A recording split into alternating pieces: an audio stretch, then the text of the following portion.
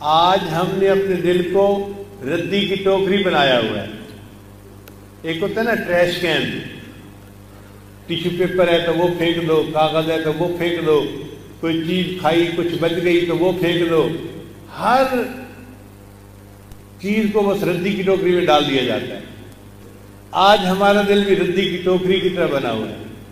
گھر سے نکلتے ہیں، اس چہرے پہ نظر پڑی، اس کی بھی محبت دل میں، دوسری طرف نظر پڑی، اس کی بھی محبت دل میں، جس پہ نظر پڑتی ہے اسی کی محبت دل میں آتی ہے. حضرت فرماتے تھے یہ دل ہے یا ردی کی ٹوکری ہے؟ دل اللہ نے اپنے لیے بنایا، یہ اللہ کا گھر ہے. اس لیے فرمایا کہ قلب عبداللہ عرش اللہ ہوتا ہے. بندے کا جو دل ہے وہ اللہ کا عرش ہوتا ہے. عرش پر جیسے اللہ کی تجلیات پڑتی ہیں، اللہ تعالیٰ کی تجلیات بندے کے دل پر بھی پڑتی ہیں. اور عجیب بات یہ ہے کہ اللہ کی تجلیات کوتور پر پڑی تھیں تو کوتور ٹوٹ کر ریزہ ریزہ ہو گیا تھا، جل کر کوئلہ بن گیا تھا. اور اللہ کی وہی تجلیات ایک ولی کے دل پر پڑتی ہیں اور ولی کا دل اس کو برداشت کر جاتا ہے.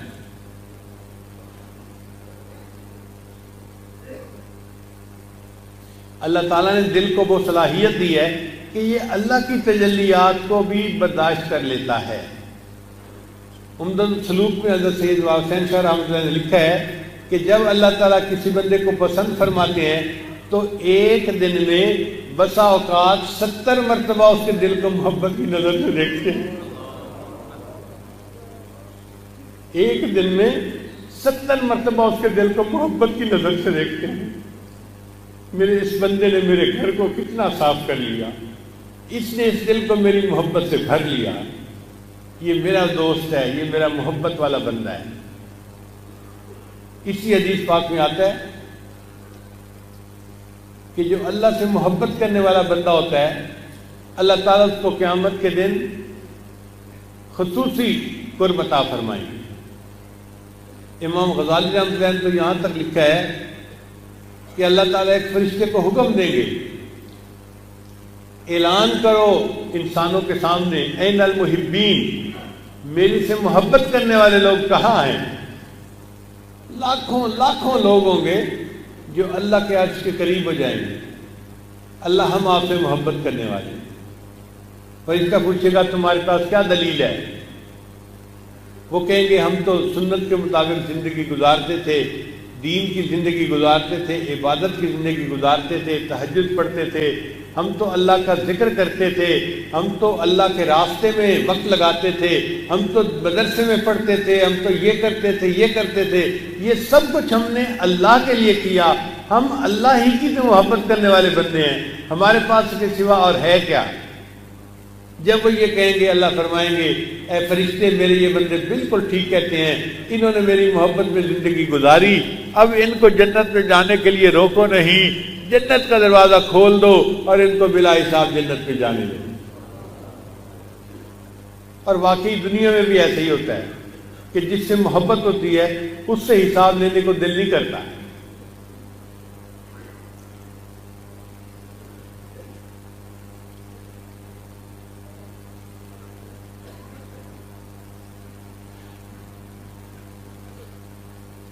بابا بلے شاہ رحمۃ اللہ کا عجیب کلام ہے.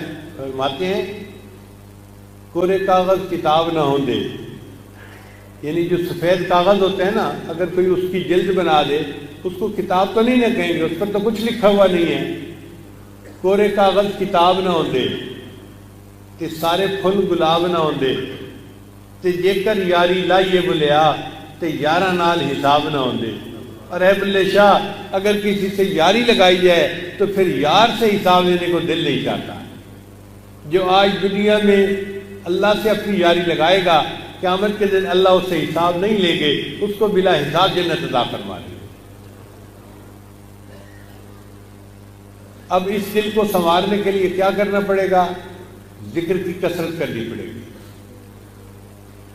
یہ دنیا کی محبت دل سے تب نکلے گی جب اللہ کا ذکر کثرت کے ساتھ کریں گے. چنانچہ قرآن مجید کی آیت ہے ان الملوک اذا دخلوا قریۃ افسدوها.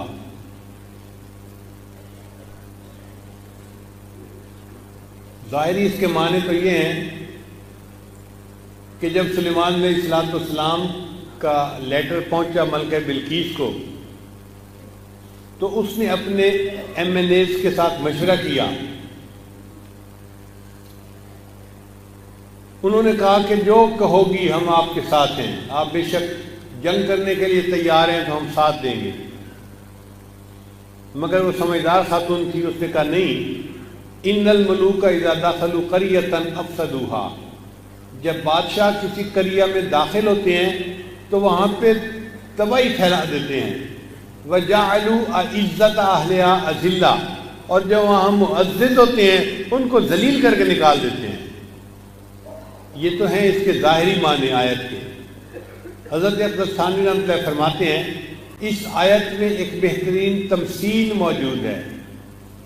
اگر ہم ملوک سے مراد مالک الملک اللہ کا نام لیں تو پھر اس کا ترجمہ یہ بنے گا ان الملوک اذا دخلوا قریۃ. جب اللہ کا نام اس دل کی بستی میں داخل ہوتا ہے افسدوها، انقلاب مچا دیتا ہے.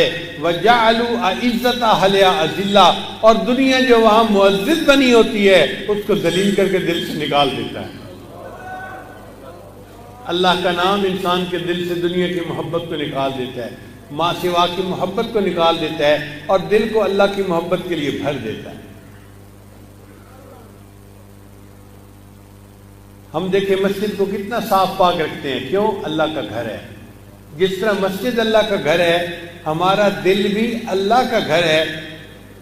ہمیں چاہیے کہ ہم اس کو بھی پاک صاف رکھنے کی کوشش کریں. حدیث قدسی اللہ تعالیٰ فرماتے ہیں نہ میں زمینوں میں سماتا ہوں نہ میں آسمانوں میں سماتا ہوں، میں مومن بندے کے دل میں سما جاتا ہوں. ارض و سما کہاں تیری وسعت کو پا سکے، ایک میرا دل ہی ہے کہ جہاں تو سما سکے. اللہ انسان کے دل میں آ جاتے ہیں، اللہ انسان کے دل میں چھا جاتے ہیں، اللہ انسان کے دل میں سما جاتے ہیں. تو ہمیں محنت کرنی چاہیے کہ دل جس نے دیا اس کو ہم اپنا دل دے دیں. اللہ نے دل دیا ہے تو اللہ نے دل دیا ہے، ہم اپنا دل اللہ کو دے دیں. جب دل اللہ کو دے دیا تو زندگی کا مقصد پورا ہو گیا.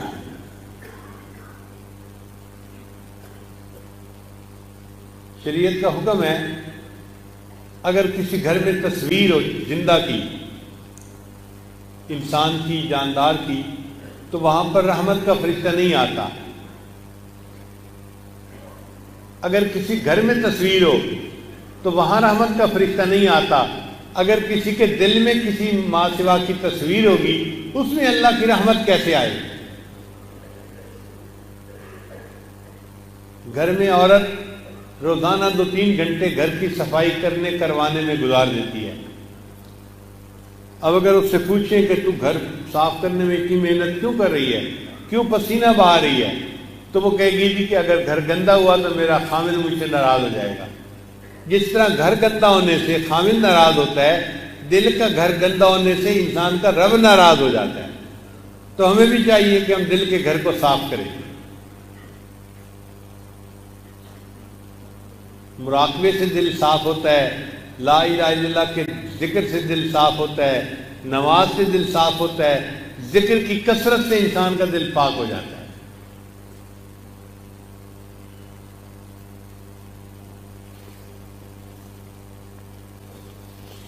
اگر کوئی بندہ دودھ لینے جائے اور اس کے برتن کے اندر گندگی لگی ہوئی ہو تو دودھ دینے والا دودھ نہیں اس میں ڈالے گا، کہے گا بھئی جاؤ صاف برتن لے کے آؤ. اگر کوئی بندہ گندے برتن میں دودھ ڈالنا پسند نہیں کرتا، اللہ تعالیٰ بھی انسان کے گندے دل میں اپنے نور کو ڈالنا پسند نہیں فرماتے. اللہ بھی چاہتے ہیں میرے بندے صاف برتن لے کے آؤ، میں اس کو اپنے نور سے بھر دوں گا. اب اس دل کو صاف کرنا تو ہمارا کام ہے نا. یہاں ایک سوال پیدا ہوتا ہے کہ جب دل اللہ کا گھر ہے تو پھر اللہ اسے خود ہی صاف کر لیں؟ ہمیں کیوں حکم دیا گیا دل کو صاف کرنے کے لیے؟ علماء نے جواب دیا کہ جب بندہ کرائے پہ مکان کسی کو دے دیتا ہے نا، تو کرائے کے مکان کو صاف کرنا مالک کی ذمہ داری نہیں ہوتی، کرایہ دار کی ذمہ داری ہوتی ہے۔ اللہ نے اس دنیا میں یہ دل ہمیں عطا کر دیا، یہ مستعار ہمیں ملا ہے، اور اللہ نے ہماری ڈیوٹی لگائی، میرے بندوں میرے اس گھر کو صاف رکھنا۔ تو دل کو صاف کرنا یہ ہماری ذمہ داری ہے۔ محنت کریں گے تو صاف ہو جائے گا، غفلت برتیں گے تو دل سیاہ ہوتا جائے گا، حتیٰ کہ دل سخت ہو جائے گا، حتیٰ کہ دل پتھر سے بھی پرے پار ہو جائے گا۔ اللہ فرماتے ہیں ثم قست قلوبکم من بعد ذلک، پھر اس کے بعد تمہارے دل سخت ہو گئے، فَهِيَ كَالْحِجَارَةِ أَوْ أَشَدُّ قَسْوَةً، یہ پتھروں کی مانند ہو گئے بلکہ پتھروں سے بھی زیادہ سخت ہو گئے۔